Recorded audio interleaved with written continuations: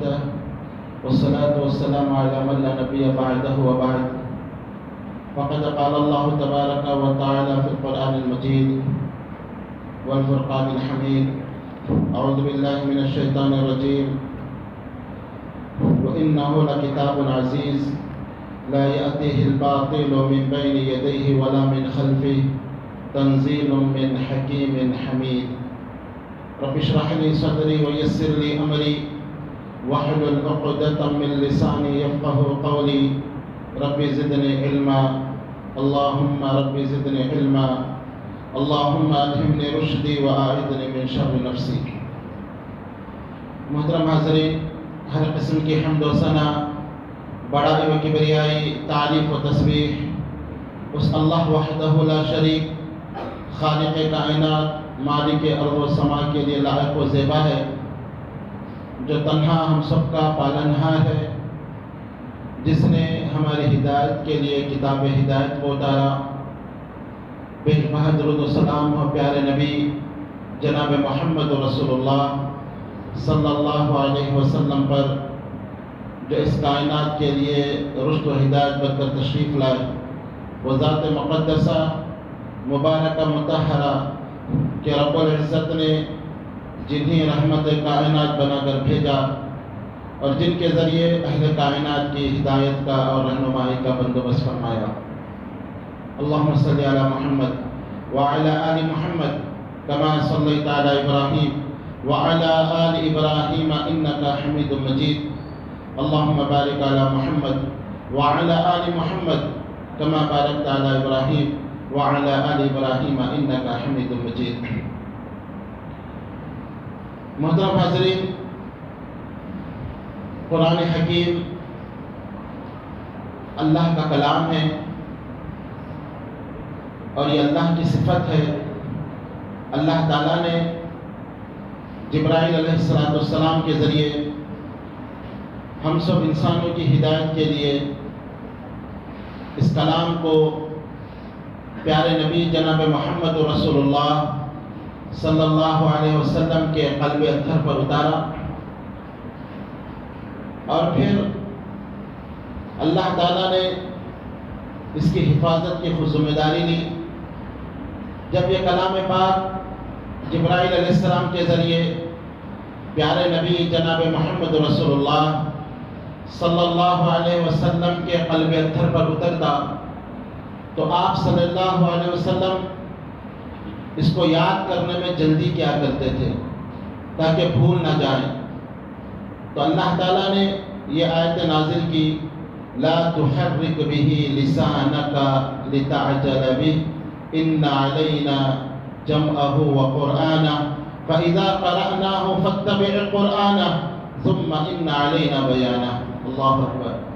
اللہ نے کہا اے نبی لا تحرک به لسانک، اپنی زبان کو آپ حرکت نہ کریں، لتعجل به، عجلت میں، جلدی جلدی میں، یاد کرنے میں اپنی زبان کو اس طرح آپ حرکت نہ کریں. ان علینا جمعہ وقرآنہ، بے شک یہ ہمارے ذمے ہے قرآن کو جمع کرنا. فاذا قرأناه فاتبع قرآنہ، جب وہی نازل ہو جائے تو آپ اس کے پیچھے پیچھے پڑھا کیجیے. ثم ان علینا بیانہ، یہ ہمارے ذمے ہے اس کی تفسیر آپ کو سمجھانا. تو قرآن یہ اللہ کا کلام ہے، اللہ کی صفت ہے اور مخلوق نہیں ہے، غیر مخلوق ہے. جیسے اللہ کی ذات ہے جس کا کوئی شریک نہیں، یہ اس کی صفت ہے، اس کا کلام ہے، اس سے ظاہر ہوا. اور اس کی عظمت کا آپ اندازہ لگائیے کہ اس دنیا کے اندر جتنی چیزیں آپ کو نظر آ رہی ہیں سب یہ اللہ کی مخلوق ہے. زمین مخلوق، آسمان مخلوق، سورج مخلوق، چاند مخلوق، فرشتے مخلوق، عرش مخلوق. صرف کلام اللہ وہ واحد چیز ہے جو مخلوق نہیں ہے، جو اللہ کی صفت ہے، اللہ سے ظاہر ہوا، اللہ کا کلام ہے. اور اس کی عظمت کا اندازہ لگائیے، اللہ نے صرف کن کہا، اللہ نے کن کہا، پوری دنیا بن گئی، زمین بن گئے، آسمان بن گئے، مخلوق بن گئی. صرف 2 حرف سے، 2 حرف میں اتنی طاقت ہے کہ پوری مخلوق بن گئی. تو آپ اندازہ لگائیے یہ کلام اللہ کی کتنی عظمت ہوگی.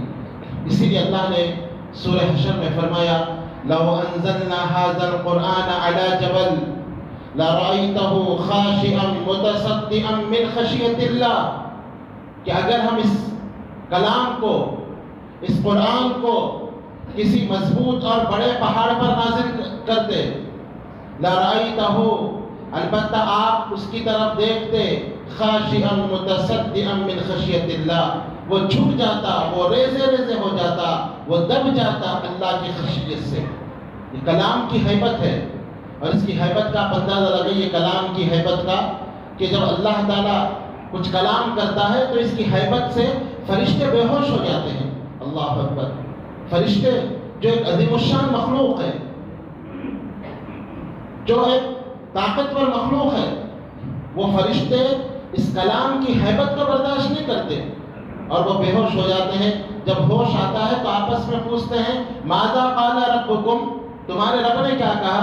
سب کہتے ہیں کہ رب نے حق کہا، اور بے ہوشی کے عالم میں وہ اپنے پیروں کو آسمان پر مارتے ہیں تو ایسی آواز آتی ہے جیسے بڑے پتھر پر زنجیر مارنے سے آواز آتی ہے۔ یہ فرشتوں کی، قرآن اور اللہ کے کلام کی فرشتوں کے اندر ہیبت کا یہ عالم ہے۔ اور فرشتے کوئی معمولی مخلوق نہیں، جبرائیل علیہ السلام کے 600 پر ہیں، اور آپ صلی اللہ علیہ وسلم نے فرمایا کہ جب وہ اپنا ایک پر کھولتے ہیں آسمان چھپ جاتا ہے، اتنے بڑے فرشتے۔ جب قوم لوط پہ عذاب آیا تو جبرائیل علیہ السلام اپنے ایک پر سے پوری دنیا کو وہ اتنی اوپر اٹھائے کہ پہلے آسمان کے فرشتے کتے بھونکنے کی آواز سن رہے تھے، پھر وہیں سے انہوں نے دے مارا، اتنے طاقتور فرشتے۔ اور جب انہوں نے چیخ مارا پورے لوگوں کے دل ان کے منہ سے باہر نکل گئے، اتنے طاقتور فرشتے، اتنے ہیبتناک فرشتے۔ نبی اکرم صلی اللہ علیہ وسلم نے فرمایا کہ اللہ تعالیٰ نے مجھے عرش پر اٹھانے والے ایک فرشتے کی صفت بتانے کا حکم دیا۔ اس فرشتے کی، بخاری کی روایت ہے، اس فرشتے کے کان اور کندھے کا درمیانی فاصلہ یہ 700 سال کی مسافت ہے۔ اللہ اکبر! کتنا؟ ہمارے کان اور کندھے کے درمیانی فاصلہ ایک بارش نہیں ہے۔ اللہ نے جو فرشتے بنائے 700 سال اگر کوئی گھوڑا دوڑاتے رہے بغیر کسی رکاوٹ کے، 7 سال نہیں، 10 سال نہیں، 70 سال نہیں، کتنے سال؟ 700 سال۔ تو کندھے سے لے کر یہ کان کی لوکی تک، جہاں عورتیں بالیاں پہنتی ہیں وہاں تک وہ پہنچے گا۔ اتنے بڑے بڑے یہ فرشتے، اتنے عظیم الشان یہ فرشتے، لیکن اللہ کے کلام کی عظمت ان کے دلوں میں یہ ہے کہ کلام کی ہیبت سے وہ بے ہوش ہو جاتے ہیں اور کہتے ہیں کہ رب نے کیا کہا، پھر سب ایک ساتھ کہتے ہیں کہ رب نے جو بھی کہا سچ کہا، جبکہ فرمانبردار فرشتے ہیں، نافرمانی نہیں کرتے۔ لا یعصون اللہ ما امرہم ویفعلون ما یؤمرون، یہ اللہ کی کسی حکم کی نافرمانی نہیں کرتے، وہ کرتے ہیں جس کا اللہ نے حکم دیا ہے، لیکن ان کے دلوں میں اللہ کے کلام کی عظمت اور ہیبت ہے۔ اور یہ بدبخت وسیم رضوی یہ کہتا ہے کہ کلام اللہ کی 24 یا 26 آیتیں یہ دہشت گردی کا درس دیتی ہے۔ لا حول ولا قوت الا باللہ۔ اس بدبخت نے کلام اللہ کی عظمت کو نہیں پہچانا، اس کو نہیں معلوم کہ کس کا کلام ہے، اس کو پتہ نہیں یہ رب العالمین کا کلام ہے۔ تنزیل من رب العالمین نزل به الروح الامین علی لسان قلبک، یہ رب العالمین کی طرف سے نازل کردہ کلام ہے۔ نزل به الروح الامین، اور لانے والے کون ہیں؟ یہ امانت دار فرشتے ہیں، روح الامین ہے۔ فرشتوں کے جھرمٹ میں، فرشتوں کے ساتھ اللہ تعالیٰ نے سب سے طاقتور فرشتہ ان کے بارے میں فرمایا مطاعن ثم امین، آسمانوں میں ان کی اطاعت کی جاتی ہے، زمین میں نہیں، آسمانوں میں ان کی اطاعت کی جاتی ہے۔ امانت دار فرشتے ہیں، پوری امانت داری کے ساتھ انہوں نے اس کلام کو نبی اکرم صلی اللہ علیہ وسلم کے قلب اطہر پر نازل فرمایا۔ اور اللہ تعالیٰ نے اس کلام کے بارے میں قرآن کے اندر فرمایا ذالک الکتاب لا ریب فیہ ھدی للمتقین، یہ وہ کتاب ہے جس میں ذرا برابر بھی شک و شبہ کی گنجائش نہیں، یہ متقیوں کے لیے ہدایت کی کتاب ہے۔ یہ وہ کتاب ہے جس کے بارے میں اللہ تعالیٰ نے فرمایا لا یأتیہ الباطل من بین یدیہ ولا من خلفہ تنزیل من حکیم حمید۔ اے لوگوں، اس کتاب میں باطل نہ آگے سے داخل ہو سکتا ہے نہ پیچھے سے داخل ہو سکتا ہے۔ لا یأتیہ الباطل، باطل دور دور تک اس کے قریب نہیں آ سکتا۔ من بین یدی، نہ آگے کی طرف سے وہ آ سکتا ہے، ومن خلفی، نہ پیچھے کی طرف سے۔ کیوں؟ تنزیل من حکیم حمید، یہ نازل کیا ہوا ہے کس کی طرف سے؟ من حکیم حمید، اس اللہ کی طرف سے جو حکیم اور حمید ہے، جو حکمتوں والا رب ہے، جو تعریفوں والا رب ہے، اس اللہ نے اس کلام کو نازل کیا ہے۔ باطل کیسے داخل ہو سکتا ہے اس کے اندر؟ اور اللہ تعالیٰ نے خود قرآن کے اندر فرمایا اِنَّا نَحْنُ نَزَّلْنَا الذِّكْرَ وَإِنَّا لَهُ لَحَافِظُونَ، کہ ہم نے ہی اس ذکر کو نازل کیا، ہم نے ہی اس قرآن کو نازل کیا، اور ہم ہی اس کی حفاظت کرنے والے ہیں۔ یہ حفاظت اللہ تعالیٰ نے مسلمانوں کو بھی عطا نہیں کی کہ تم اس کی حفاظت کرو، نہیں، اللہ نے کہا کسی کی ضرورت نہیں ہے، میں نے نازل کیا ہے، میں خود اس کی حفاظت کرتا ہوں۔ اور اللہ تعالیٰ نے حفاظت کی، ہر زمانے میں حفاظت ہوئی۔ اللہ تعالیٰ نے اس کی حفاظت کے لیے چند خوش نصیب سینوں کا انتخاب کیا۔ بچے اس قرآن کو ہر بحرف یاد کرتے ہیں اور یاد کر کے اپنے سینوں میں محفوظ رکھتے ہیں۔ 14 جب سے قرآن نازل ہوا سینے میں محفوظ ہے، ایک حرف کے تغیر کے بغیر، زیر زبر کی تبدیلی کے بغیر۔ وہ خوش نصیب سینے ہیں جن کے ذریعے اللہ تعالیٰ اس کتاب کی حفاظت فرماتے ہیں۔ یہ اللہ کا وعدہ ہے۔ ابھی شیخ جیسے کہہ رہے تھے کہ ہم اپنے بچوں کو آگے بڑھائیں، ہم اپنے بچوں کو اس کی حفاظت کے لیے ہم اپنے بچوں کو منتخب کریں، ان کے سینوں میں اس کلام اللہ کو محفوظ کریں۔ یہ ہمارے لیے باعث شرف ہوگا، یہ ایک اعزاز ہوگا، یہ ہمارے لیے صدقہ جاریہ ہوگا۔ ہم آگے بڑھیں، کلام اللہ سے بڑھ کر کوئی علم نہیں ہے۔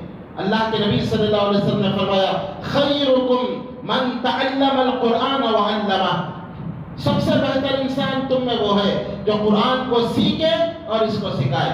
سب سے بہتر، آپ صلی اللہ علیہ وسلم نے کہا، اس سے بہتر دنیا کا کوئی انسان نہیں ہو سکتا۔ سب سے بہتر انسان وہ ہے جو قرآن کو سیکھے اور سکھائے۔ تو محترم حضرات، یہ کلام اللہ، یہ اللہ کا کلام، یہ اس کی عظمت، اس کی ہیبت بہت اونچی ہے، اس کے اندر باطل نہیں آ سکتا۔ اللہ تعالیٰ نے 1400 سال سے چیلنج کر رہا ہے۔ اللہ نے فرمایا سورہ بقرہ میں وَإِن كُنتُمْ فِي رَيْبٍ مِّمَّا نَزَّلْنَا عَلَىٰ عَبْدِنَا، چیلنج ہے پوری دنیا کے لیے، اے لوگوں، فی ریب مما نزلنا علی عبدنا، اگر تم کو ذرا برابر بھی شک ہے اس کتاب میں جو ہم نے اپنے بندے پہ نازل کی ہے، فَأْتُوا بِسُورَةٍ مِّن مِّثْلِهِ، تو اس کے جیسی ایک سورت تم بنا کے دکھاؤ، وَادْعُوا شُهَدَاءَكُم مِّن دُونِ اللَّهِ، اللہ کو چھوڑ کر جن کو بلا سکتے ہو بلا لو، ان کو تم صادقین، اگر تم سچے ہو ایسا کر کے بتاؤ۔ پھر کہا فَإِن لَّمْ تَفْعَلُوا، تم ایسا نہیں کر سکتے، نہیں کرو گے، وَلَمْ تَفْعَلُوا، اور ہرگز نہیں کر سکتے، فَاتَّقُوا النَّارَ الَّتِي وَقُودُهَا النَّاسُ وَالْحِجَارَةُ، تو ڈر جاؤ اس آگ سے جس کا ایندھن انسان اور پتھر ہے، اُعِدَّتْ لِلْمُتَّقِينَ، اُعِدَّتْ لِلْكَافِرِينَ، جو کافروں کے لیے اللہ نے تیار کیا ہے، اس آگ سے اپنے آپ کو بچا لو۔ پھر ایک جگہ فرمایا قُلْ لَئِنِ اجْتَمَعَتِ الْإِنسُ وَالْجِنُّ، اللہ اکبر، چیلنج ہے پوری دنیا کے، صرف انسانوں کو نہیں بلکہ انسانوں کے ساتھ جو دوسری مخلوق ہے عالم جنات کی، جنوں کو بھی اللہ چیلنج کر رہا ہے۔ قُلْ لَئِنِ اجْتَمَعَتِ الْإِنسُ وَالْجِنُّ عَلَىٰ أَن يَأْتُوا بِمِثْلِ هَٰذَا الْقُرْآنِ لَا يَأْتُونَ بِمِثْلِهِ وَلَوْ كَانَ بَعْضُهُمْ لِبَعْضٍ ظَهِيرًا، اے جن اور انسانوں کی جماعت، اگر تم سب اکٹھے ہو جاؤ، تم کوشش کر لو، سب سر جوڑ کر بیٹھ جاؤ، الا یأتوا بمثل هذا القرآن، اس قرآن کی طرح کوئی کتاب لانے کی کوشش کرو، لا یأتون بمثلہ، اس کے جیسی کوئی کتاب تم نہیں لا سکتے، ولو کان بعضهم لبعض ظہیرا، اگرچہ ایک دوسرے کے تم مددگار بن جاؤ، ایک دوسرے کے دوست بن کر کوشش کرو، تب بھی یہ ناممکن ہے کہ اس جیسا تم کلام لے کر آؤ۔ تو میرے دوستو، یہ چیلنج 1400 سال سے اللہ کر رہا ہے، اور چیلنج ان کو تھا جو اپنے آپ کو عرب کہتے اور اپنے علاوہ اوروں کو عجم کہتے تھے، اپنے آپ کو عرب کہتے، دوسروں کو امی اور ان پڑھ کہتے تھے، جن کو اپنی زبان پر، اپنی ثقافت پر بڑا فخر تھا۔ وہ کہتے کہ ہم ہی زبان والے ہیں، ہم ہی عرب ہیں، جو بڑے بڑے شعر اور شاعری کہا کرتے تھے۔ اللہ نے ان کو چیلنج کیا ہے کہ جو تم کو یہ فخر ہے کہ تم اہل زبان ہو، تم عرب ہو، تو اس کے جیسی ایک آیت تم پیش کر کے بتاؤ۔ وہ لوگ میرے دوستوں خاسر رہے، وہ لوگ پیش نہیں کر سکے، اور یہ بدبخت کہتا ہے کہ قرآن دہشت گردی کی دعوت دیتا ہے، قرآن کے اندر اضافہ کیا گیا، نعوذ باللہ من ذالک۔ میرے دوستو یہ بدبخت قرآن کا دشمن ہے، اور آپ تاریخ اٹھا کر دیکھیں، ایسے دشمن ہر زمانے میں پیدا ہوئے اور نیست و نابود ہو گئے، کیونکہ یہ اللہ کی صفت پر انہوں نے انگلی اٹھائی، اللہ نے ان کو تہس و نہس کر دیا، ان کا وجود ختم کر دیا گیا۔ اس سے پہلے آپ کو معلوم ہونا چاہیے، روس جو سپر پاور تھا، اس نے قرآن پر پابندی کی کوشش کی، اللہ تعالیٰ نے ایک ایسے لوگوں کے ذریعے اس کو ہلاک و برباد کیا جو نہتے تھے، جن کے پاس ہتھیار بھی نہیں تھا۔ افغانستان کے مجاہدین انہوں نے روس کے ٹکڑے ٹکڑے کر دیے، جن کے پاس جدید ٹیکنالوجی کے کوئی ذرائع نہیں، اللہ نے اس قوم کے ذریعے اس سپر پاور کو، جس نے قرآن پر پابندی کی بات کی، اللہ نے اس کو ہلاک و برباد کر دیا۔ یہ اللہ کا کلام ہے، یہ کوئی معمولی چیز نہیں ہے، اس کے اوپر انگلی اٹھانے والا خود عبرت بن جاتا ہے۔ اللہ کے کلام کی عظمت جو اپنے دل میں نہ رکھے، اللہ تعالیٰ اس سے خود انتقام لے لیتا ہے۔ تو میرے دوستو، ایسے دشمن ہر زمانے میں پیدا ہوئے۔ خود کفار مکہ لوگوں کو قرآن سے روکتے تھے۔ اللہ کے نبی صلی اللہ علیہ وسلم جب قرآن پڑھتے اور قرآن لوگوں کے دلوں میں اتر جاتا، کفار مکہ پریشان ہو گئے۔ اور حج کا جب زمانہ آیا، کفار مکہ نے آپس میں ایک میٹنگ کی کہ اب حاجی لوگ جوق در جوق مکے کی طرف آئیں گے، اب کیسے ان کو روکا جائے؟ تم سب مل کر ایک رائے قائم کر دو محمد صلی اللہ علیہ وسلم کے بارے میں، تاکہ آپس میں اختلاف نہ ہو، ایک فیصلہ کر لو۔ ولید بن شعبہ جو سردار تھا، اس کے پاس لوگ جمع ہوئے اور کہا کہ آپ سب سے زیادہ عقل مند ہیں، آپ کچھ ایک ایسا نام ہم کو بتا دیں کہ ہم حاجی جو حج کرنے آ رہے ہیں، حاجیوں کے قافلے، ہم سب کے سامنے کہیں کہ یہ محمد ایسا ہے، تاکہ لوگ ان کی بات نہ سنیں۔ تو یہ کہتا ہے کہ تم ہی بتاؤ، تم ہی کہو کہ ان کا کیا نام رکھیں گے۔ لوگوں نے کہا ہم ایسا کرتے ہیں، ایسا کہتے ہیں کہ وہ کاہن ہے۔ یہ کہتا ہے کہ نہیں، ہم نے کاہنوں کی کہانت دیکھی، واللہ محمد کے اندر کہانت دور دور تک نہیں ہے، تم ایسا کہو گے تو لوگ تمہیں جھٹلائیں گے۔ لوگوں نے کہا پھر ہم کہیں گے کہ یہ جادوگر ہے۔ وہ کہتا ہے کہ نہیں، ہم نے جادوگروں کے جادو دیکھے ہیں، محمد کے کلام میں کوئی جادو نہیں ہے۔ لوگوں نے مختلف باتیں کی، کسی پر اتفاق نہیں ہوا۔ آخر میں یہ طے ہوا کہ ٹھیک ہے، یہ کہو کہ محمد جادوگر ہے، اس لیے کہ جادو کے اندر تاثیر ہے، محمد کے کلام میں بھی تاثیر ہے، اس لیے جادوگر کا لفظ مناسب ہے۔ اب یہ لوگ جگہ جگہ بیٹھ گئے، جو بھی قافلہ حج کرنے آتا ان سے کہتے کہ دیکھو ایک محمد نامی شخص ہے، وہ جادوگر ہے، اس کی بات مت سنو، اس کی کلام کے اندر بڑا جادو ہے، بڑا اثر ہے، تم اسی کے ہو جاؤ گے۔ لوگ کانوں میں روئی رکھنے لگے اور لوگ اپنا اپنا طواف اور حج کرنے لگے۔ اس وقت ایک عمر دوسی نامی ایک بہت بڑا شاعر وہ مکے میں آیا۔ جب اس نے سنا کہ لوگ اس سے ملے اور کہے کہ آپ بڑے شاعر ہیں، لیکن محمد کی بات مت سنو، وہ جادوگر ہے، اس کے کلام میں بڑا اثر ہے۔ یہ عمر دوسی، انہوں نے بھی اپنی کان میں روئی رکھ لیے اور وہ کعبے کا طواف کرنے لگے۔ طواف کر رہے تھے، اللہ کے نبی صلی اللہ علیہ وسلم قرآن کی تلاوت کر رہے تھے۔ یہ جو طفیل دوسی ان کا نام تھا، یہ سوچتے ہیں کہ میں عقل مند ہوں، بھلا اس کلام کا مجھ پہ کیا اثر ہو سکتا ہے۔ تھوڑی سی اپنے کانوں کی روئی ہٹایا، اللہ کے نبی کی تلاوت سنے، متاثر ہوئے۔ دوسرے طواف میں پھر سنے اور متاثر ہوئے۔ اللہ کے نبی صلی اللہ علیہ وسلم کے پاس بیٹھے اور کہا تمہارا کیا کلام ہے؟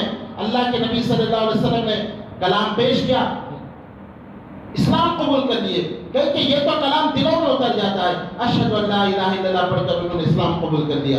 کئی لوگ قرآن کو دبانے کی کوشش کیے، لیکن ان کی اس کوششوں نے قرآن کی تعلیم کو اور زیادہ لوگوں کے اندر متعارف کروایا۔ آج بعید نہیں اس نے قرآن کے اوپر اعتراض کیا، لیکن ہو سکتا ہے کہ بہت سارے لوگ اسی کے ذریعے قرآن کے قریب آئیں، لوگ قرآن کا مطالعہ کریں اور پھر بہت سارے لوگ مسلمان ہو جائیں۔ کیونکہ ایک شاعر کہتا ہے اسلام کی فطرت میں قدرت میں لچکتی ہے، جتنا اس کو دباؤ گے اتنا ہی یہ ابھرے گا، جتنا اس کو دبانے کی کوشش کی گئی اتنا ہی یہ ابھرا۔ ایک بہت بڑا حکیم جس کا نام غالباً حکیم بن حزام تھا، بہت بڑا ڈاکٹر اور حکیم تھا، جن اور جادو کا علاج کرتا تھا۔ جب وہ مکہ آیا، لوگوں نے کہا کہ محمد جادوگر ہے، محمد پہ کوئی جن وغیرہ کا اثر ہے، تم اس کی بات مت سنو۔ یہ حکیم آیا اللہ کے نبی صلی اللہ علیہ وسلم کے پاس، بیٹھ کر پوچھتا ہے کہ محمد کیا تم پاگل ہو گئے ہو؟ اللہ کے نبی نے کہا کہ لوگ کہتے ہیں، آپ نے نہیں کہا کہ میں پاگل نہیں ہوں، بلکہ کہا لوگ کہتے ہیں۔ اس نے کہا کیا تم پر کوئی جن وغیرہ کا اثر ہے جو جن آ کے بات کرتا ہے؟ اللہ کے نبی نے کہا کہ لوگ کہتے ہیں۔ اس نے کہا آخر بتاؤ تمہارا مسئلہ کیا ہے، میں تمہارا علاج کروں گا، تم کیا کہتے ہو؟ اللہ کے نبی صلی اللہ علیہ وسلم نے پڑھنا شروع کیا، ان الحمد للہ نحمده ونستعینه ونستغفر ونعوذ باللہ من شرور انفسنا ومن سیئات اعمالنا۔ پورے خطبہ حاجات پڑھا، وہ متاثر ہوا۔ یہ کتنا شیرین کلام ہے، جس قدر اس کی باتیں ہیں، یہ تو دماغ میں اتر جانے والا کلام ہے۔ یہ جادوگر کیسے ہو سکتا ہے، یہ کسی جن کا کلام کیسے ہو سکتا ہے؟ فوراً انہوں نے اسلام قبول کر لیا۔ میرے دوستو، یہ کلام کے اندر وہ تاثیر ہے، جتنا کفار مکہ لوگوں کو اس سے دور رکھتے تھے، لوگ اتنا ہی جوک اور جوک مسلمان ہوتے تھے۔ آپ کو معلوم ہونا چاہیے، عمر رضی اللہ عنہ ابتداً بہت سخت قسم کے جو ہے وہ کافر تھے، بلکہ جو مسلمان ہوتے ہیں ان پر ظلم و ستم ڈھایا کرتے۔ ایک مرتبہ وہ کعبے کی طرف گئے، اللہ کے نبی صلی اللہ علیہ وسلم سورہ حاقہ کی تلاوت کر رہے ہیں، الحاقہ ملحاقہ وما ادراک ملحاقہ کذبت ثمود وعاد بالقاریہ فاما ثمود فاہلکوا بالطاغیہ واما عاد فاہلکوا بريح صرصر آتیہ۔ اللہ اکبر۔ سورہ حاقہ کا جو مضمون ہے، سورہ حاقہ کی جو ترتیب ہے، اللہ اکبر، عمر رضی اللہ عنہ کے دل پہ اترتی جا رہی ہے۔ وہ حالانکہ اسلام کے دشمن ہیں، وہ چھپ کر قرآن کو سن رہے ہیں، قرآن ان کے دل میں اتر رہا ہے۔ پھر وہ اپنے آپ کو وہ جو ہے تیار کرتے اور کہتے کہ عمر تم کو کیا ہو رہا ہے، تم اسلام کے دشمن ہو، یہ کیا تم اس سے متاثر ہو رہے ہو؟ اپنے آپ کو وہ سنبھالتے ہیں اور پھر کہتے ہیں کہ ہو سکتا یہ کسی کاہن کا کلام ہے، یہ کسی جادوگر کا کلام ہے۔ اللہ کے نبی آیتیں پڑھتے ہیں، وَلَا بِقَوْلِ كَاهِنٍ قَلِيلًا مَا تَذَكَّرُونَ، یہ کسی کاہن کا کلام نہیں، تم بہت کم نصیحت حاصل کرتے ہو۔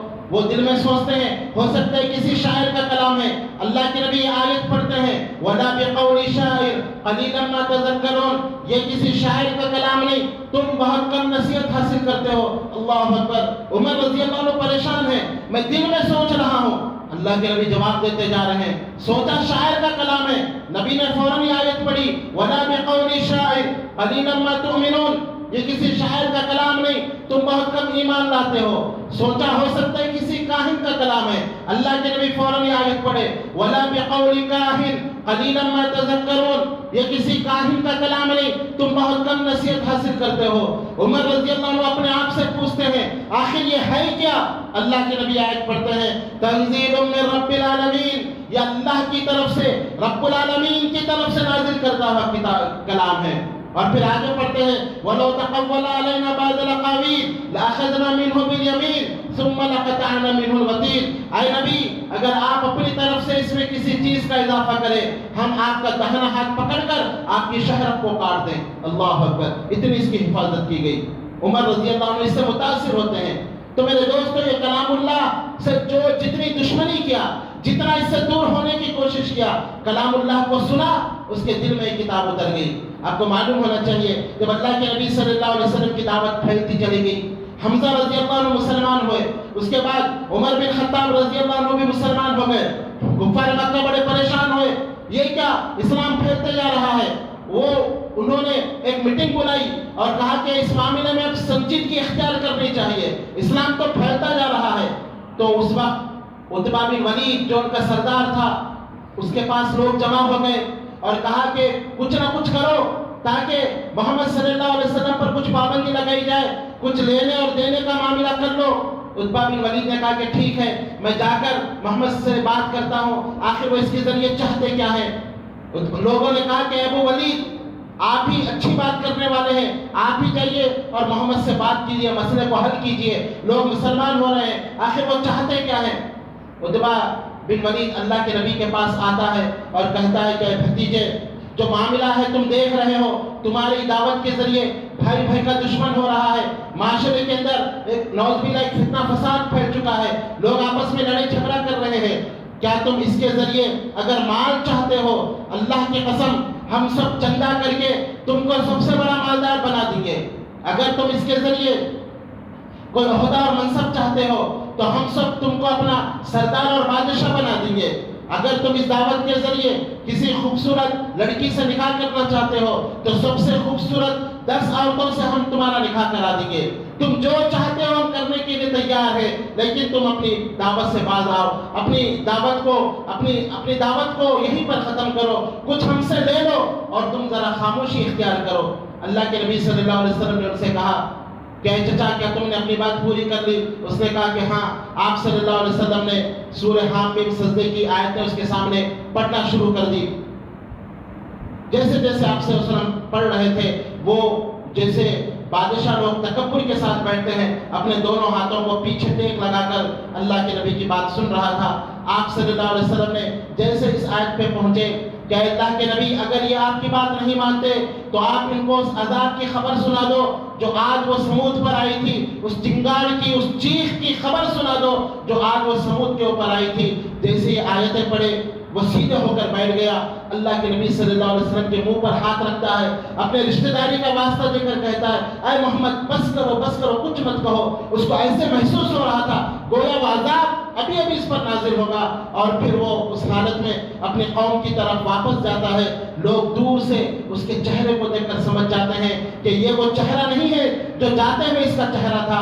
جب وہ قریب آتا ہے لوگوں سے کہتا ہے کہ لوگوں اللہ کی قسم میں نے بہت کلام سنے ہیں، کئی باتیں میں نے سنی ہیں، واللہ محمد کے کلام میں ایک مٹھاس ہے، ایک عجیب کلام ہے جو دلوں میں اتر جاتا ہے۔ میں تو کہتا ہوں کہ محمد کے معاملے کو چھوڑ دو، مجھے ایسا محسوس ہوتا ہے کوئی بڑا واقعہ رونما ہونے والا ہے۔ اگر وہ جھوٹا ہے تو دوسرے لوگ اس کو ہلاک و برباد کر دیں گے، جو تم چاہتے ہو وہ دوسرے لوگ کر دیں گے، لیکن اگر وہ سچا ہے تو اللہ کی قسم پوری دنیا پر اس کی حکومت ہوگی اور اس کی عزت ہوگی۔ اس کی عزت تمہاری عزت ہے، وہ تمہارے خاندان سے ہے، وہ تمہارے شہر کا ہے، اسی لیے اس کے معاملے کو یہیں پہ رہنے دو، اس کو کچھ نہ کرو۔ لوگوں نے کہا اے ابو ولید ایسا معلوم ہوتا ہے کہ محمد صلی اللہ علیہ وسلم کا جادو تم پر بھی چل گیا۔ تو میرے دوستو، میرے عزیزو، یہ کلام اللہ، یہ اللہ کا کلام، اس کے اندر یہ تاثیر ہے، اس کے اندر اللہ تعالیٰ نے اس کے اندر وہ تاثیر رکھی ہے، لیکن یہ بدبخت یہ کہتا ہے کہ اس میں 24 یا 26 آیتیں عمر رضی اللہ عنہ، ابو بکر صدیق رضی اللہ عنہ، عمر رضی اللہ عنہ، عثمان رضی اللہ عنہ نے اس کلام اللہ میں اضافہ کر دیا، لا حول ولا قوت الا باللہ۔ علی رضی اللہ عنہ کا نام نہیں لیتا، یہ روافض، یہ اسلام کا دشمن، یہ صحابہ کی توہین کرنے والا، یہ کہتا ہے کہ کلام اللہ میں نعوذ باللہ ابو بکر صدیق جب خلیفہ بنے، کیونکہ اس سے پہلے یہ کتاب کی شکل میں نہیں تھا، ابو بکر صدیق رضی اللہ عنہ نے عمر رضی اللہ عنہ کے مشورے سے اس کو ایک کتاب کی شکل دیا۔ اس سے پہلے یہ کلام اللہ درختوں کی چھالوں پر یا چپڑوں پر بکھرا ہوا تھا، یہ حقیقت ہے، بکھرا ہوا تھا۔ ابو بکر صدیق رضی اللہ عنہ کے خلافت میں جب جنگ یمامہ ہوئی اور اس میں بہت سارے حفاظ شہید ہو گئے تو عمر رضی اللہ عنہ ابو بکر صدیق رضی اللہ عنہ کے پاس آتے ہیں اور کہتے ہیں کہ ابو بکر بہت سارے حفاظ شہید ہو چکے ہیں، اگر اس طرح حفاظ شہید ہوتے گئے یہ قرآن محفوظ نہیں رہے گا، اسی لیے ہم اس کو جمع کرتے ہیں۔ ابو بکر صدیق نے پہلے انکار کیا، جو کام اللہ کے نبی نہیں کیا میں وہ کام نہیں کر سکتا، لیکن عمر رضی اللہ عنہ سمجھاتے رہے۔ اللہ نے ابو بکر صدیق رضی اللہ عنہ کے سینے کو کھولا اور پھر ابو بکر صدیق رضی اللہ عنہ نے ایک ایسی ٹیم کو تشکیل دیا جو اللہ کے نبی صلی اللہ علیہ وسلم کے زمانے میں جو کاتب وحی تھے، جو قرآن لکھا کرتے تھے، حضرت زید رضی اللہ عنہ اور اس طرح امیر معاویہ جو بھی کاتب وحی تھے، ان کی ایک ٹیم بنائی اور پھر ان کو یہ مقرر کیا کہ جیسے اللہ کے نبی نے اس کتاب کی ترتیب بتائی ہے اس طرح اس کتاب کو ترتیب دو۔ تو ابو بکر صدیق رضی اللہ عنہ کے زمانے میں وہ نسخہ تیار ہوا۔ ابو بکر صدیق رضی اللہ عنہ کی وفات کے بعد وہ نسخہ عمر بن خطاب رضی اللہ عنہ کے پاس رہا، اور عمر بن خطاب رضی اللہ عنہ کی جب وفات ہوئی تو وہ نسخہ ان کی بیٹی اور نبی اکرم صلی اللہ علیہ وسلم کی بیوی حفصہ رضی اللہ عنہ کے پاس آیا۔ لیکن عثمان رضی اللہ عنہ کے زمانے میں جب اسلامی حکومت دور دور چلے گئی، عرب کے علاوہ عجم کے علاقے بھی فتح ہو گئے، آدھی دنیا سے زیادہ اسلام کی حکومت پھیل گئی اور لوگوں کو کے لہجے بدل گئے، تو عثمان رضی اللہ عنہ نے یہ عظیم کارنامہ کیا کہ وہ حفصہ رضی اللہ عنہ کے پاس سے اس کلام کو منگا کر، اس کتاب کو منگا کر جو عربی لہجے میں اس کو جو ہے ترتیب دیا اور عربی وہ لہجے کو اختیار کیا۔ آج تک اسی لہجے میں اس کلام اللہ کو پڑھا جاتا ہے، لیکن اللہ کی قسم انہوں نے زیر و زبر کا اضافہ نہیں کیا۔ لیکن یہ مردود، یہ وسیم رضوی یہ کہتا ہے کہ ابو بکر صدیق اپنے دور خلافت میں 24 یا 26 آیتوں کا اضافہ کر دیا. عمر رضی اللہ عنہ نے اضافہ کیا, عثمان رضی اللہ عنہ نے اضافہ کیا. علی رضی اللہ عنہ کا نام نہیں لیتا اس لیے کہ وہ علی رضی اللہ عنہ کو اپنا امام مانتا ہے, لیکن یہ بدبخت ان کا نام نہیں لے کے ان کی توہین کرتا ہے. سوال یہ پیدا ہوتا ہے, علی رضی اللہ عنہ جو شیر خدا تھے, جن کا نام حیدر کرار تھا, حیدر کے معنی شیر, اور جن کی جو واقعات, ان کی شجاعت کے واقعات یہ لوگ چیخ چیخ کر بیان کرتے ہیں, جو خیبر کو انہوں نے فتح کیا تھا اور دروازے کو ایسے اکھاڑا تھا. علی رضی اللہ عنہ جب اتنے طاقتور تھے, وہ کیسے برداشت کیے کہ اللہ کے کلام میں تبدیلی ابو بکر صدیق نے کی, عمر فاروق رضی اللہ عنہ نے کی, نعوذ باللہ عثمان غنی رضی اللہ عنہ نے کی, تو وہ حیدر کرار انہوں نے اس کو قبول کیسے کیا, انہوں نے اس کے خلاف احتجاج کیوں نہیں کیا؟ آج میرے دوستو, ہمارے بچے حافظ رہتے ہیں, اگر امام زیر زبر کی غلطی کرتا ہے, ایک بچہ بھی برداشت نہیں کرتا, فوراً امام کو لقمہ دیتا ہے. زیر زبر کی غلطی ہم جیسے مسلمان, ہم جیسے جو ان کے مقابلے میں, ہم ان کی جو ہے پیروں کی دھول کا بھی ہم مقابلہ نہیں کر سکتے. ہم جیسے مسلمان قرآن کے اندر زیر زبر کی غلطیاں برداشت نہیں کرتے. اگر امام کعبہ بھی نماز پڑھا رہے ہو اور اگر زیر زبر کی غلطی ہو جائے, ایک چھوٹا سا بچہ ان کو لقمہ دیتا ہے. تو علی رضی اللہ عنہ نے جب 24 آیتوں کا اضافہ کیا, کیسے انہوں نے برداشت کیا ابو بکر صدیق رضی اللہ عنہ کی خلافت کو؟ اور آپ کو معلوم ہونا چاہیے, ابو بکر صدیق رضی اللہ عنہ نے علی رضی اللہ عنہ کو اپنے خلافت میں اونچے عہدے پر رکھا تھا, اور عمر رضی اللہ عنہ نے تو ان کو اپنی خاص میٹنگ میں, کیونکہ علی رضی اللہ عنہ کے فیصلے بہت نادر ہوا کرتے تھے, اللہ نے ان کو فیصلے کرنے کی بہت صلاحیت دی تھی. عمر رضی اللہ عنہ ان سے مشورہ لیتے تھے, ان سے فیصلے کرواتے تھے. جب بھی کوئی فیصلہ آتا جو ہے عمر رضی اللہ عنہ ان سے فیصلے کرواتے, اور وہ قرآن و حدیث کے مطابق فیصلے کرتے. جہاں تک عمر رضی اللہ عنہ کی نگاہیں نہیں پہنچتی, علی رضی اللہ عنہ وہ فیصلہ کرواتے تھے. میں آپ کو ایک مثال دیتا ہوں. علی رضی اللہ عنہ کی قوت فیصلے کی جو طاقت تھی, جو صلاحیت تھی, آپ اس سے اندازہ لگا سکتے ہیں کیسے ان کے اندر صلاحیتیں تھی. اور وہ حق بات کہتے تھے. جب وہ ہر معاملے میں حق کہتے تو قرآن کے معاملے میں انہوں نے حق کیوں نہیں کہا؟ ایک مرتبہ عمر رضی اللہ عنہ کا دور خلافت ہے, ان کے پاس ایک مسئلہ آیا.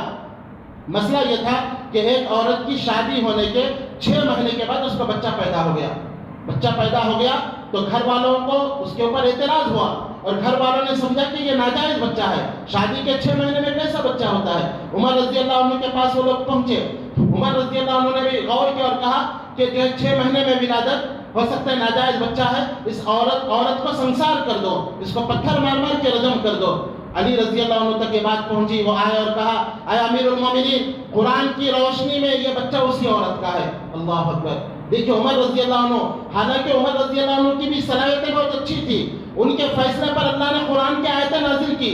اللہ نے کہا کہ اگر میرے بعد کوئی نبی ہوتے تو عمر بن خطاب ہوتے, لیکن علی رضی اللہ عنہ روک رہے اور کہا, اے امیر المومنین, یہ جو بچہ ہے قرآن کی روشنی میں اس عورت کا ہے. اللہ اکبر. عمر رضی اللہ عنہ پوچھتے ہیں کہ کس طرح تم قرآن کی آیتوں سے ثابت کرو؟ تو علی رضی اللہ عنہ کہتے ہیں, اللہ تعالیٰ قرآن کے اندر فرماتا ہے کہ والوالدات یرضعن اولادہن حولین کاملین, کہ ماں اپنے بچوں کو جو دودھ پلاتی ہے رضاعت کی مدت حولین کاملین, پورے 2 سال رضاعت کی مدت ہے. 2 سال کا مطلب 24 مہینے. اور ایک جگہ اللہ تعالیٰ نے قرآن میں کہا ماں کی اہمیت بتاتے ہوئے کہ جو ماں حملہ و فصالہ 30 شہرا, کہ ماں کی حمل اور دودھ پلانے کی مدت یہ 30 مہینے ہے. ایک جگہ اللہ نے کہا دودھ پلانے کی مدت اور حمل کی مدت 30 مہینے ہے. ایک جگہ اللہ نے قرآن میں کہا کہ ماں کی دودھ پلانے کی مدت 2 سال ہے, یعنی 24 مہینے. 30 مہینے سے اگر 24 مہینے نکال دیا جائے, بچے کتنے مہینے؟ 6 مہینے. تو قرآن کی روح سے ثابت ہوتا ہے کہ حمل کی مدت 6 مہینے ہو سکتی ہے. اللہ قرآن کے اندر کہہ رہا ہے. اللہ اکبر. ایک عجیب استدلال انہوں نے قرآن سے کیا. عمر رضی اللہ عنہ ان کی بلاغت اور فصاحت کو مان گئے اور کہا کہ بالکل تم نے سچ کہا ہے, اور کہا کہ یہ بچہ اس عورت کا ہے, اور بچے کو واپس کر دیا گیا. میرے دوست, ایک چھوٹے سے مسئلے پر علی رضی اللہ عنہ خاموش نہیں بیٹھے, اور عمر رضی اللہ عنہ کو انہوں نے جو ہے صحیح بات بتائی, عمر رضی اللہ عنہ نے قبول کر دیا. تو کیسے 24 آیتوں کا عمر رضی اللہ عنہ نے قرآن میں اضافہ کیا اور علی رضی اللہ عنہ چپ رہے. اور ایک واقعہ, اللہ کے نبی صلی اللہ علیہ وسلم نے علی رضی اللہ عنہ کو یمن کا گورنر بنا کر بھیجا. تو یمن کے اندر ایک عجیب واقعہ ہوا. واقعہ یہ ہوا کہ ایک شیر آ گیا شہر کے اندر. تو کچھ لوگوں نے شیر کو پکڑنے کے لیے ایک بہت بڑا گڑھا بنایا, بہت بڑا گڑھا. جب وہ گڑھا کھودا گیا تو شیر آ کر اس گڑھے کے اندر گر گیا. جب لوگوں کو پتا چلا کہ شیر گڑھے میں گر گیا ہے تو لوگ شیر کو دیکھنے کے لیے جمع ہو گئے. جب شیر کو دیکھنے کے لیے لوگ جمع ہو گئے تو اتنے میں یہ ہوا کہ بھیڑ کی وجہ سے ایک آدمی وہ گڑھے میں گرا. گڑھے میں گرتے گرتے اس نے کیا کیا, اکیلا نہیں گرا بلکہ بازو کے ایک آدمی کو پکڑا, اس کو لے کے گرا. وہ گرتے گرتے وہ بھی اور ایک تیسرے کو پکڑا, اس کو لے کے گرا. وہ گرتے گرتے اس نے کیا کیا, چوتھے کو پکڑا, اس کو لے کے گرا. 4 لوگ گڑھے میں گر گئے اور شیر نے چاروں کو حملہ کیا اور چاروں بھی مر گئے. اب فیصلہ علی رضی اللہ عنہ کے پاس آیا. دیت کا مسئلہ ہے, چاروں کو دیت دینا ہے. اور اسلام کے اندر یہ ہے کہ ایک مسلمان کو کسی نے مارا تو یا تو اس کو مارا جائے یا اس سے دیت وصول کی جائے. دیت 100 اونٹ کے برابر ہے. اسلام نے مقرر کی ہے, ایک انگلی کی دیت 5 اونٹ ہے. ایک مسلمان کو قتل کر دیا جائے تو 100 اونٹ دیت میں دینا ہے. تو علی رضی اللہ عنہ نے کہا کہ یہ دیت وہ لوگ دیں گے جنہوں نے اس پبلک کے مقام پر گڑھا کھودا ہے. ان کو چاہیے تھا کہ یہ پبلک پلیس ہے, یہاں گڑھا نہیں کھودا جائے. جنہوں نے گڑھا کھودا وہ لوگ دیت دیں گے. اور دیت کیسی دیں گے؟ علی رضی اللہ عنہ نے کہا کہ وہ لوگ ایک پوری دیت دیں گے یعنی 100 اونٹ, اور دوسری آدھی دیت لائیں گے یعنی 50 اونٹ, اور تیسری 3/3 دیت لائیں گے یعنی 33 اونٹ, اور چوتھی رباعی دیت لائیں گے یعنی 25 اونٹ. 4 دیتوں کو انہوں نے جمع کیا. اس کے بعد انہوں نے کہا کہ جو آدمی پہلے گرا ہے گویا اس نے 3 آدمیوں کو لے کر گرا, اس لیے اس کی دیت میں 3 آدمیوں کی دیت کم کر دی جائے یعنی اس کے خاندان والوں کو 25 اونٹ دیے جائیں. اور دوسرا جو آدمی گرا اس نے اپنے بعد 2 لوگوں کو لے کر گرا, اس لیے اس کی دیت کو جو ہے 1/3 کر دیا جائے, کیونکہ اس 3 آدمی گرے ہیں اس لیے جو ہے 35 اونٹ اس کو دیا جائے. تیسرا جو آدمی گرا ہے اس نے 1 آدمی کو لے کر گرا, اس لیے اس کو 50 اونٹ دیے جائیں. اور چوتھا جو آدمی گرا ہے وہ کسی کو لے کر نہیں گرا, اس لیے اس کے خاندان والوں کو کتنے اونٹ دیے جائیں, پورے کے پورے 100 اونٹ. دیکھیے صلاحیت, فیصلہ کرنے کی بہت بڑی صلاحیت علی رضی اللہ عنہ کے پاس تھی. تو کہنے کا مطلب یہ ہے کہ جب یہ قرآن کے اندر ابو بکر صدیق رضی اللہ عنہ, عمر رضی اللہ عنہ نے اس قرآن کی آیتوں میں اضافہ کیا تو علی رضی اللہ عنہ کیسے خاموش رہے؟ اور دوسرا سوال یہ پیدا ہوتا ہے, چلو اگر بالفرض خاموش بھی تھے تو عثمان رضی اللہ عنہ کے بعد خلیفہ کون بنے؟ چوتھے خلیفہ کون ہیں؟ علی بن ابی طالب. ہمارا ایمان ہے 4 سال وہ انہوں نے خلافت کی, سن 35 ہجری سے لے کر سن 40 ہجری تک تقریباً 5 سال وہ بلا شرکت غیر خلیفہ رہے, حکمران رہے, پوری دنیا پہ حکومت کرتے رہے. تو اپنے دور خلافت میں انہوں نے اس 25 آیتوں کو کیوں نہیں نکالا؟ تو اس کا مطلب یہ ہے کہ یہ وسیم رضوی یہ جھوٹا ہے, کوئی قرآن کے اندر اضافہ نہیں کیا گیا. اور دوسری بات یہ ہے کہ قرآن اللہ کا کلام ہے. اللہ نے پیارے نبی صلی اللہ علیہ وسلم سے کہا وَلَوْ تَقَوَّلَ عَلَيْنَا بَعْضَ الْأَقَاوِيلِ, اگر آپ اپنی طرف سے اس کتاب میں کسی ایک لفظ کا بھی اضافہ کریں ہم آپ کا دہنا ہاتھ پکڑ کر ہم شہر کو آپ کے کاٹ ڈالیں گے اور کوئی آپ کو ہم سے نہیں بچائے گا. اللہ اکبر. یہ اللہ نے کس سے کہا؟ کس سے کہا؟ سید ولد آدم سے, جو مخلوقات میں سب سے افضل ہے اور بہتر ہے. جو آپ نے خود کہا انا سید ولد آدم ولا فخر, میں آدم کی اولاد کا سردار ہوں لیکن مجھے فخر نہیں. کل قیامت کے دن حمد کا جھنڈا میرے پاس ہوگا, مجھے اس پر فخر نہیں. اللہ کے نبی کو اللہ نے ڈانٹ کر کہا ایک لفظ کا بھی اگر آپ اس قرآن میں اضافہ کریں ہم فوراً آپ کے دہنے ہاتھ کو پکڑ کر آپ کے شہر کو کاٹ ڈالیں گے اور کوئی آپ کو نہیں بچائے گا. تو کیا وہ اللہ کے نبی کی ایک آیت کا اضافہ برداشت نہ کرنے والا رب, کیا اس نے ابو بکر صدیق نے جب یہ 24 آیتوں کا اضافہ کیا, عمر فاروق نے 24 آیتوں کا اضافہ کیا, اللہ نے ان کو کچھ نہیں کیا, اللہ خاموش رہا؟ یہ کیسے ممکن ہو سکتا ہے؟ اس سے معلوم ہوا کہ یہ وسیم رضوی یا قرآن پر الزام لگانے والا یہ جھوٹا بدترین انسان ہے. اور ایسے لوگ ہر وقت ہر زمانے میں پیدا ہوتے گئے اور انہوں نے اللہ کے کلام کو نہیں بدلا. یہ کہتا ہے کہ 24 آیتیں بدلیں, اللہ کی قسم ہمارا ایمان ہے 24 آیتوں تو دور کی بات ہے, یہ ایک حرف نہیں نکال سکتا قرآن کے اندر سے, یہ زیر و زبر نہیں نکال سکتا, اس لیے کہ قرآن ہمارے بچوں کے سینوں میں محفوظ ہے. قرآن लाखों करोड़ों इंसानों के दिलों में महफूज है। अगर ये ज़ाहिरी तौर पर किताबुल्लाह को अगर ये जो है ख़त्म भी कर दें अपनी ताकत के बलबूते पर, ये ख़त्म नहीं कर सकते क़यामत की सुबह तक। हमारे बच्चे फिर नए नए कुरान को लिखेंगे और हर बहर उसी तरह कुरान आज मौजूद रहेगा जो प्यारे नबी जनाब मोहम्मद रसूलुल्लाह सल्लल्लाहु अलैहि वसल्लम के ज़माने में मौजूद था। तो मेरे दोस्तों, कहने का मतलब यह है कि ऐसे लोग हज़ारों पैदा होते रहेंगे, अल्लाह के कलाम पर इनका कोई असर नहीं होगा, बल्कि कलामुल्लाह अपनी अज़मत के साथ इसी तरह मौजूद रहेगा और लोग इससे हिदायत पाते रहेंगे, लोग हिदायत की तरफ आते रहेंगे। अब सवाल यह पैदा होता है कि ऐसे फितने रोलमा हो रहे हैं, तो हमको करने के क्या काम है, हम क्या करना चाहिए? तो हम अगर उसके खिलाफ आवाज़ उठाएं या उसके खिलाफ नारे लगाएं या उसकी तशहीर करें, इससे कोई फ़ायदा होने वाला नहीं। हम शर में खैर को तलाश करें। अब हमारी ये जिम्मेदारी है कि हम इस किताबुल्लाह से अपने ताल्लुक़ को मजबूत करें। आज हम भी बराबर के जालिम हैं, हमने किताबुल्लाह को छोड़ दिया है। आज कितने मुसलमान हैं जो कलामुल्लाह को सही पढ़ना जानते हैं? कितने ऐसे मुसलमान हैं जो अपनी औलाद को कलामुल्लाह पढ़ना सिखाते हैं? इसीलिए कल रसूल शिकायत करेंगे, वयक़ूल अर्रसूल या रब्बी इन्ना क़ौमी इत्तख़ज़ू हाज़ल क़ुरआन महजूरा। रसूल अल्लाह के पास कहेंगे कि ऐ अल्लाह, ये मेरी कौम ने इस कुरान को छोड़ दिया था, आज हमने कुरान को छोड़ा। आज मेरे दोस्तों, कुरान पर उंगली उठाई जा रही है। तो करने के काम ये हैं कि आज हम कुरान से, किताबुल्लाह से अपने ताल्लुक़ को मजबूत करें। आज ये वादा करके उठें कि कम से कम हम 15 मिनट कम से कम रोज़ाना इस कलामुल्लाह की तिलावत करेंगे। हम कम से कम एक आयत को तर्जुमे के साथ पढ़ने और समझने की कोशिश करेंगे।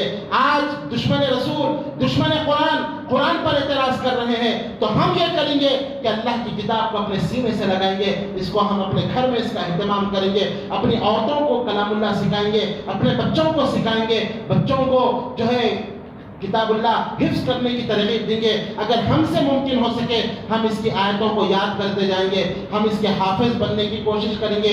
क्योंकि मेरे दोस्तों, इल्म सीखने में उम्र की कोई क़ैद नहीं, आप किसी भी उम्र में इल्म सीख सकते हैं। और अल्लाह ने कुरान को सीखने के लिए आसान बनाया। अल्लाह फरमाता है, वलक़द यस्सरनल क़ुरआन लिज़्ज़िक्र फ़हल मिन मुद्दकिर। कुरान को हमने आसान बनाया, है कोई नसीहत हासिल करने वाला?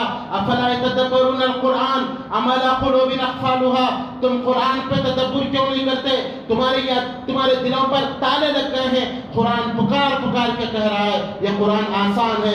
तो मेरे दोस्तों, हम उम्र का बहाना ना करें। आप किसी भी उम्र में रहें, अल्लाह के कलाम को सीखने का अगर इरादा करें, अल्लाह की कसम ये कुरान आपके सीने में उतरता जाएगा। कुरान आसान है, आप नीयत करें, इरादा करें। मैं बहुत सारे ऐसे लोगों को जानता हूँ जिन्होंने 40 साल के बाद किताबुल्लाह को याद करने की कोशिश की और 3-4 साल में वो बेहतरीन हाफिज बन गए। मैं एक हमारे हाल के अंदर एक जो यूपी के एक साहब थे जो जाप करने के लिए आए, लेकिन उनके साथ धोखा हुआ और कफील ने उनको बकरियां चरवाने के लिए जो है जंगल में डाल दिया। तो उन्होंने सोचा कि खाली लम्हे मैं क्यों ना कुरान को याद करूं, हिफ्ज़ करूं। उन्होंने कफील से कहा कि मुझे कुरान को ला कर दो, एक कुरान दे दो। दिन भर बकरियां चरती और ये याद करते जाते। 2 साल में, अल्लाह की कसम वो बताते हैं, 2 साल में बेहतरीन अंदाज से उन्होंने कुरान को याद कर दिया। जबकि वो दीन से दूर थे, कुरान पढ़ना सीखा था, याद नहीं था। 2 साल में याद कर दिए। और जब एक मरतबा कुरान की बरकत देखी, आप एक मरतबा नमाज पढ़ते हुए कुरान की तिलावत कर रहे हैं, कफील आया और देखा कि माशाअल्लाह तुम इतने अच्छे कुरान पढ़ते हो, तुम हाफिज़ कुरान हो। उन्होंने कहा कि मैं हाफिज़ कुरान हूँ। बोले फिर तुम यहाँ नहीं, मेरी मस्जिद है, उस मस्जिद में तुम इमामत करो। अल्लाह अकबर। देखिए कुरान की बरकत है। उन्होंने कुरान को याद किया, अल्लाह ने उस जंगल से उनको निकाला, बकरियों के रेवड़ से, और उनको मस्जिद का इमाम बनाया और उनको वो इज्जत मिली कि फिर लोग दोस्त हुए। सऊदियों ने उनको वीज़ा दिए। उन्होंने अपने 4-5 बेटों को सब उन्होंने जो है हायल बुलाया और सबको हाफिज़ कुरान बनाया। सब मस्जिदों के इमाम हैं और बहुत बड़ी उनकी इज्जत है। और वो खुद कहते हैं, अल्लाह की कसम मैंने कुरान की जो बरकत देखी है मैं बयान नहीं कर सकता। कुरान में पढ़ता गया, मेरे दुनियावी मसले ऐसे हल होते गए। मैं गरीब खानदान से ताल्लुक़ था, लेकिन अल्लाह की मदद ऐसे शामिल हाल रही कि मेरी ज़बान جو ہے رحمتیں اور برکتیں بیان کرنے سے عاجز ہے۔ تو میرے دوستو قرآن ایک معجزہ ہے، آپ اس کو پڑھیں، اپنی اولاد کو سکھائیں۔ اور آج کل تو میرے دوستو انٹرنیٹ کا دور ہے اور آن لائن بہت زیادہ کلاسز چل رہی ہے، آن لائن کلاسز سے جوائن ہو۔ ہمارے پاس خود آن لائن کلاس چلتی ہے، اپنی بیویوں سے کہو کہ گھر میں خالی بیٹھی ہو، موبائل کے ذریعے قرآن سیکھو، آن لائن کلاس جوائن کرو، اپنے بچوں کو تجوید سکھائیں، آپ خود قرآن سیکھیں، قرآن پڑھیں، قرآن یاد کریں۔ اور اگر اللہ نے اولاد دی ہے تو کم سے کم ایک بیٹے کو حافظ قرآن بنائیں۔ کم سے کم یہ ارادہ کریں کہ میرا ایک بیٹا یا بیٹی اللہ کے کلام کی حفاظت کرنے والے بنے۔ میرے دوست اولاد اللہ کی ہے، اللہ کے دین کی حفاظت کے لیے اس کو وقف کریں۔ اللہ کی قسم جب آپ مر جائیں گے یہ اولاد کا آپ کے ساتھ رشتہ برقرار رہے گا۔ اولاد قرآن پڑھے گی آپ کو اجر و ثواب ملے گا، اولاد دعا کرے گی آپ کو اجر و ثواب ملے گا۔ تو میرے دوستو اپنی اولاد کو جو ہے قرآن کے حافظ بنائیں۔ اگر یہ بھی آپ کے اندر طاقت نہیں اور اولاد بھی کوئی نہیں، اولاد بھی بڑی ہو گئی مصروف ہے، تو کم سے کم غریب بچوں کی کفالت کریں اور ایسے اداروں کا تعاون کریں جہاں قرآن کو یاد دلایا جاتا ہے، جہاں قرآن کی حفاظت ہو رہی ہے، جہاں غریب بچے قرآن پڑھ رہے ہیں، ایسے مدرسوں کا تعاون کریں اور زیادہ سے زیادہ حفاظ قرآن کو بنائیں، قرآن کی حفاظت کریں۔ یہ فتنے آتے اور جاتے جائیں گے، ہزاروں وسیم رضوی پیدا ہو جائے، بلکہ پوری دنیا کے لوگ مل کر بھی اللہ کے کلام کو بدلنے کی کوشش کریں، اللہ کی قسم اس کے کلام کو نہیں بدل سکتے۔ اللہ سے دعا ہے کہ اللہ قرآن کی عظمت ہمارے دلوں کے اندر پیدا کر دے، اللہ یہ قرآن سے محبت ہمارے دلوں کے اندر پیدا کر دے۔ اللہ ہم سب کو قرآن حفظ کرنے کی توفیق عطا فرمائے۔ اللہ کلام اللہ کو اچھے انداز سے پڑھنے کی، اس کو سمجھنے کی، اس کے آیتوں پر غور کرنے کی ہم سارے مسلمانوں کو توفیق عطا فرمائے۔ اللہ جتنا ہو سکے کلام اللہ کی خدمت ہم سے لے لے، اس کی خدمت کرنے کی توفیق عطا فرمائے۔ اب انشاءاللہ امیر محترم کا خطاب ہوگا، آپ حضرات سے گزارش ہے کہ آپ توجہ اور غور کے ساتھ سنیں اور اللہ سے دعا ہے کہ جو کچھ باتیں کہی گئی اللہ تعالیٰ پہلے کہنے والا اس کا محتاج ہے، کہنے والے کو عمل کرنے کی توفیق عطا فرمائے اور پھر آپ سب سننے والوں کو اللہ تعالیٰ عمل کی توفیق عطا فرمائے۔ آمین یا رب العالمین۔ وآخر دعوانا الحمد للہ رب العالمین۔ السلام علیکم ورحمۃ اللہ وبرکاتہ۔